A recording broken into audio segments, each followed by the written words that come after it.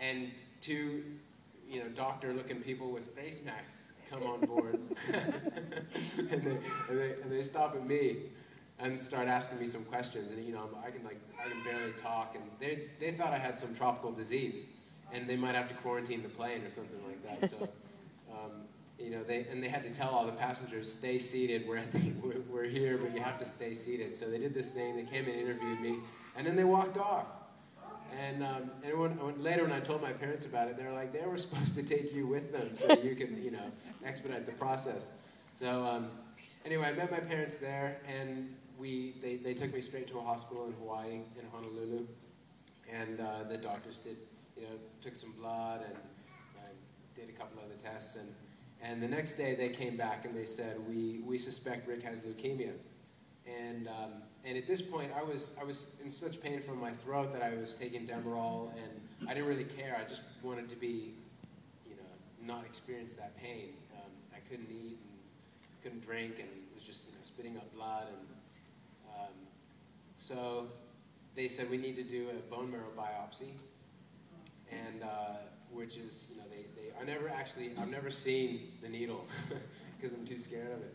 So anyway, it's a way that they take bone marrow from your hip. They go in through the back of your hip right here, and there's a lot of Filipinos in Hawaii, and it was this intern. It was an intern doctor, female Filipino, and she probably weighed I don't know, in kilograms, maybe 50 kilograms or something like that. She was tiny, and they put her up on this stool, standing above me with all her weight, pushing this thing into my hip, and I'm going what?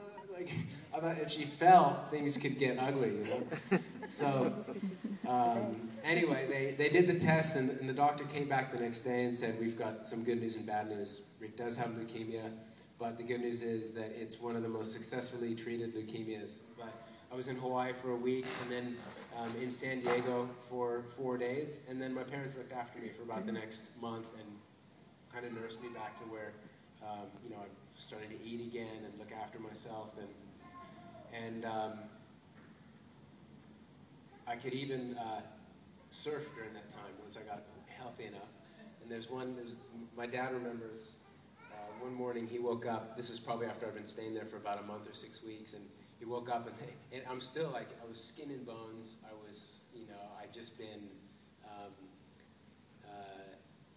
through a really tough physical ordeal and just started to eat again. But I was so passionate, so addicted to surfing. Does anyone surf in here?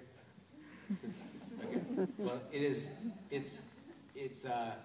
obsessive. You just love it so much. So. Anyway, I left a note one morning. I didn't tell them I was going to go surfing because I thought they would go, Rick, you're not well enough to go yet. What if you get a cut? And I thought, I have to. So I left a note. And then I drove to the beach. It was about 5 minutes away, and it was kind of some boulders leading down to where you go into the water. And I'm pretty frail, I'll admit it. And I had my board, and I'm walking on the rocks, and looking out there, and I was pretty excited. And then I stepped on a mossy rock, and I fell and scrape myself and ding my board, and that was my first surf session. So I figured, okay, I might need another week or so. And I also had a very inspirational counselor. He was a psychiatrist for the Navy, but also had a strong spiritual side. He called himself a spiritual broker. So, and as I look back over my life, I've had these influences where, my mom is really alternative. She took me as a kid growing up to every kind of out there kind of wah-wah therapy that there is, and supplements and all this stuff. And my dad is the opposite. He's a lawyer, and he's as logical as can be, and systematic, and a worrywart.